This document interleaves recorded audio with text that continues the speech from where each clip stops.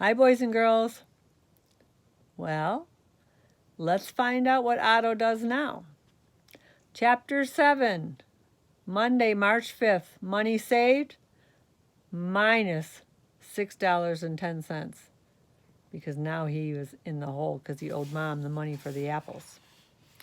After school, I thought more about what me and Malcolm had been talking about. Think cost of production. Think smaller. There aren't a whole lot of smaller things in cookies.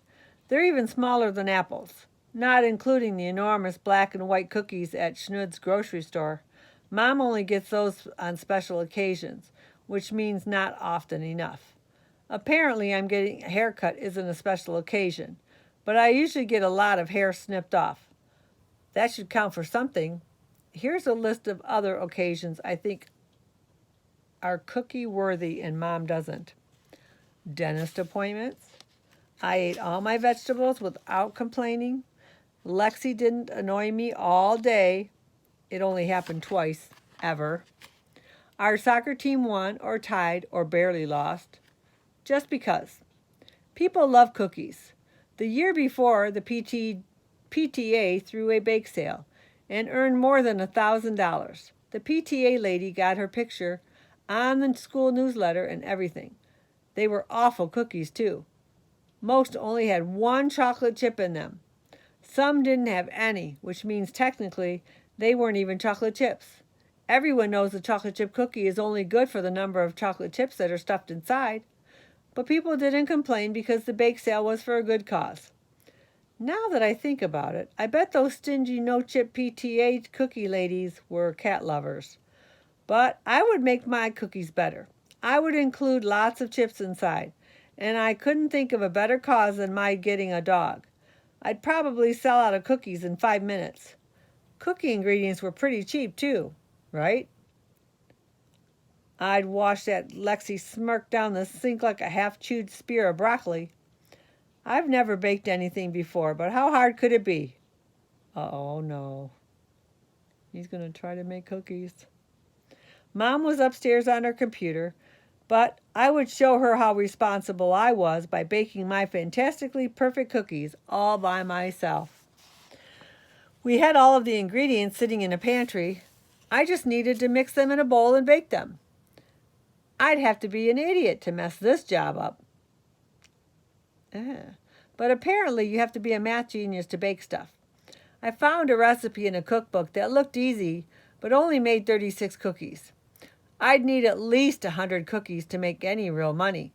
But 36 goes into 100 how many times? Carry the denominator, minus something or other, and assuming a train is traveling 45 miles per hour in an easterly direction, and so on and on.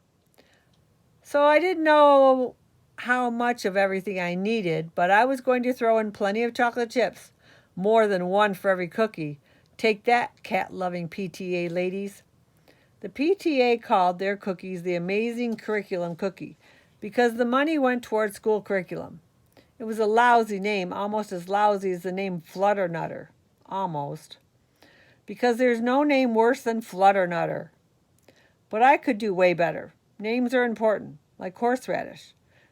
You'd think it tastes good, like you take the horse and a radish mixed together. They should call it Jelly Bean Sundae. Then maybe people would like it more. No, scratch that. No one would like horseradish more, no matter what you call it. I agree, I don't like it either. So I started thinking of cookie names. Otto's Chocolate Chip Cookies. Boring. Otto's Amazing Chocolatey Chip Delights. Better. Otto's Amazingly Delightfully Chocolate Chip Canine Cookie Confections. Bingo! Everyone loves animal cookies almost as much as they love chocolate chip cookies. I could make chocolate chip cookies that look like dogs. The idea was pure genius. I bet this is how Thomas Edison felt when he invented the light bulb.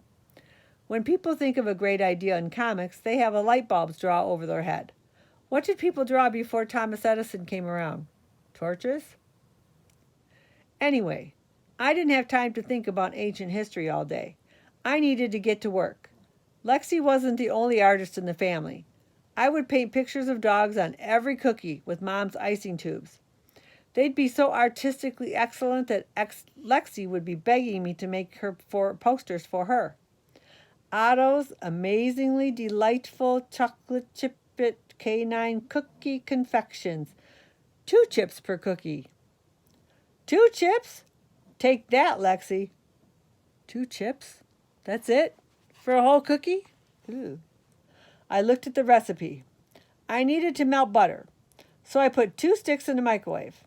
I also took out the other ingredients: sugar, flour, vanilla extract, and of course, chocolate chips. I removed Mom's giant mixing bowl from underneath the counter and prepared to get to work. I'd make 101 cookies, 100 to sell and 1 to eat. Or maybe 99 to sell and 2 to eat. I'd play by ear. Mom had a brand new bag of flour. It was hard to open, so I had to tug at the end and give it a rip. You would think flour people could have bags easier to open. The entire bag side tore in half, and flour exploded everywhere, on the floor and on me, on the walls, and even the ceiling. How does flour get on the ceiling? But ceilings are white, so you couldn't really see it unless you squinted. Oh, no. Oh, he's making a mess. I scooped what I could off the floor and into the mixing bowl. Oh! Luckily, flour comes in big bags, so there was plenty to scoop. Off the floor? Then the microwave beeped. I have some advice. If you microwave butter, use a bowl. Luckily, Mom had 2 more sticks. I dumped all the ingredients into the mixing bowl except for the chips. I was saving those. The recipe called for 2½ cups of flour, so I threw in 6. It called for 1 teaspoon of vanilla extract, so I poured in 4. Or maybe I put in 4 tablespoons. I wasn't sure. The recipe called for a cup of sugar, but everyone loves sugar, so I just dumped in about half the bag. Sugar's the best food ever. Oh my gosh. I mixed and I stirred, and then I rolled the cookies into balls and flattened them onto the cookie sheets. Then it was time for the best part, my incredible dog pictures. After all, they weren't going to just be cookies. They were Otto's amazingly delightful chocolatey chip canine cookie confections, 2 chips per cookie. The chips were the eyes, and since the dogs had 2 eyes, that's where the 2 chips came in. Brilliant, right? We had 5 different icing tubes, and I used all of them.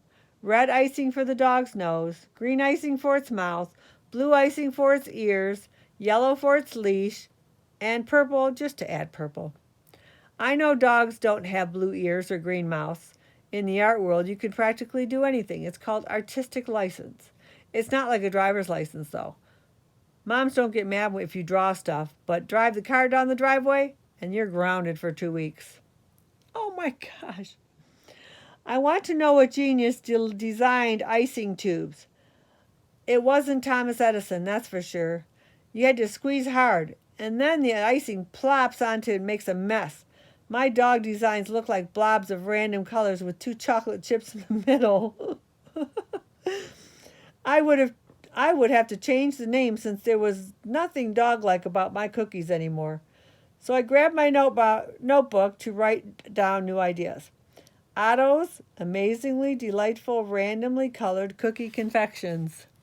Otto's amazingly delightful kaleidoscope colorful cookies, except that those are just yellow. Otto's amazingly delightful cookies with icing splotches that look sort of like dogs if you squint, maybe. I didn't like any of those choices as much as my canine cookie name, but what can you do? I put the cookie sheets in with the cookie blobs in the preheated oven. Since I didn't have a great dog theme, I'd make some great signs. Lexi would be way jealous, too. I walked over to the downstairs computer to get to work. I typed, Otto's amazingly delightful rainbow crazy cookies, 2 chips per cookie. Not bad. I wanted the word amazing to look amazing, so I tried about 1 billion different fonts before I finally picked the right one. I thought every letter should be different colors, but I wasn't sure which colors to use. I tried 1 billion of those. I needed more stuff. Stuff people like. The list of things that goes like this: dogs, babies, chocolate chip cookies. I put all three on my signs, which made them better than Lexi's posters, even if mine didn't have glitter. I added pictures of rainbow. People love rainbows, although I don't know why. If you see a rainbow, it means it just rained. If it rains, you can't play outside. If you ask me, rainbows stink. I typed some catchy lines, too. Be a cookie hog, and I'll buy a dog, I wrote. Dogs are hairy. Buy as many cookies as you can carry. Maybe we'll name our dog Larry. I lost track of time. Just when the signs were really looking good, I smelled something odd. Something was burning. Oh no! How long were those cookies supposed to cook in the oven anyway? Oh my God. Oh my goodness. I ran back to the kitchen and I opened the oven door, and a dark plume of smoke filled the room. I waved away the vapors, but not before coughing about 3,000 times. The cookies were burnt black, and the entire oven was strong, charred icing smell. Did the recipe say that you had to put icing on after they baked, maybe? Oh my gosh. My wonderful modern art designs were now little pools of bubbly black liquid. The thick smoke surrounded my head like clouds in a thunderstorm, and then the smoke alarm went off. What are you doing? Mom yelled, running down the stairs. I could barely hear her under the non-stop siren wail.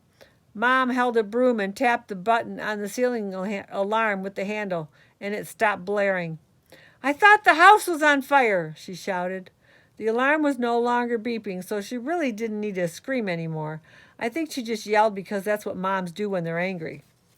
No, only the oven was on fire, I said as a joke. But Mom wasn't in a mood for jokes.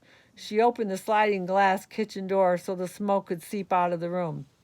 None of Otto's 8 amazingly delightful rainbow crazy cookies were edible. I had to throw the entire batch away.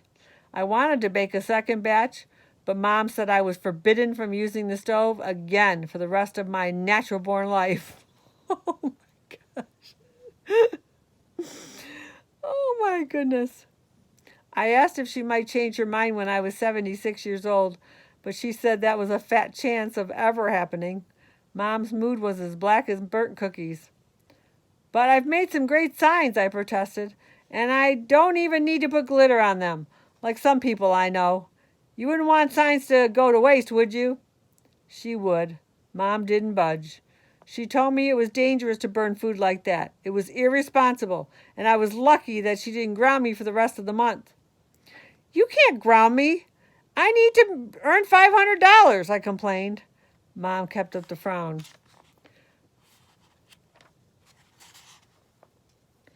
I really like your hair today, I said, changing tactics. And I love your shirt. Well, that didn't make her any happier either. Mom said I couldn't leave the house until I cleaned everything up, even the flour that was on everything, including me. She also told me to get the stepladder so I could wipe off the ceiling. I don't know how she even noticed that. I held up one of the cookie sheets, but instead of boring cookie sheets, we had amazingly delightful kaleidoscope, colorfully black cookie sheets, I said. I thought you said you could be responsible, Mom snapped. I am being responsible, I argued. I'm responsible for almost setting the kitchen on fire. That's not a time to joke. Angry moms have no sense of humor. I don't think it could get worse, but I was wrong. After Mom gave me one more lecture about kitchen safety, and while I was scrubbing the cookie sheets, Lexi walked in the room.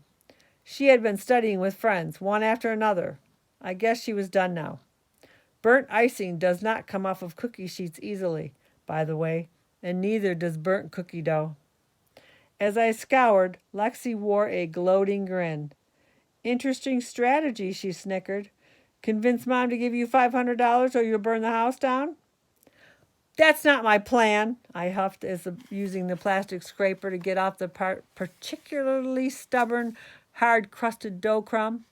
I doubt Mom would pay me $500 not to burn the house down anyway. I have lots of great ideas. This was just a small bump in the road to my fortune. You'll see, we are not getting a cat. I'd take you more seriously if your hair wasn't completely covered in flour, Snow White. I'm not Snow White, I grumbled, chipping away at the burnt food in the sink. Well, maybe your friends, the dwarfs, can help you. Just stay away from the poisonous apples, she laughed. Oh, that's right. Oh, you sold all the apples yesterday.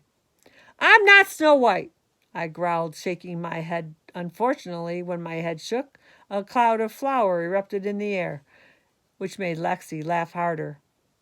After I cleaned the kitchen, I had to shampoo my hair twice. I had soccer practice every Monday night, 6:30 sharp, and don't be late. So after dinner, I rode my bike to the soccer fields behind the school. The spring season started in a few weeks. We came in second place last year, and everyone on the team was back. We were aiming for the championship. After we warmed up by kicking balls back and forth, then stretching and running laps, Coach Drago split us up into teams. 2 teams for a scrimmage. The starters versus the scrubs. I was on the first team as usual, and Malcolm was on the second team as usual. I played horribly. I missed easy shots, and I kept kicking the ball to the other team. Meanwhile, Malcolm had really improved, thanks to my soccer lessons. Coach Drago kept clapping when Malcolm had the ball and yelling at me when I had it. He told me to get my head in the game. But it's not easy to get your head in the game when you're thinking about cats and sisters and big money-making ideas. We lost, and Malcolm's team celebrated like they had won the World Cup. Coach Drago slapped Malcolm on the back and said in his thick Yugoslavian accent, "Great job. Keep up the good work, and you'll be starting." Then he looked over at me with a sort of sad, disappointed look and shook his head before marching away. I walked off the field with my head hanging while the second teamers continued whooping and cheering. But I'd show Coach Drago that I was still a team soccer star. I just needed to earn a whole bunch of money first. Then I could worry about soccer, schoolwork, and the rest of my life later. I just hoped the later wasn't too late. Ooh, I'm not too sure that's a good strategy. Because if you're part of a team, you need to be practicing, and you want to be better, you have to practice at it. And you're going to let your schoolwork deal with your schoolwork later? Oh, I don't think Otto's headed on a right plan right now. I think he better rethink his strategies. Well, what do you think's going to happen in Chapter 8? Check in next time to find out.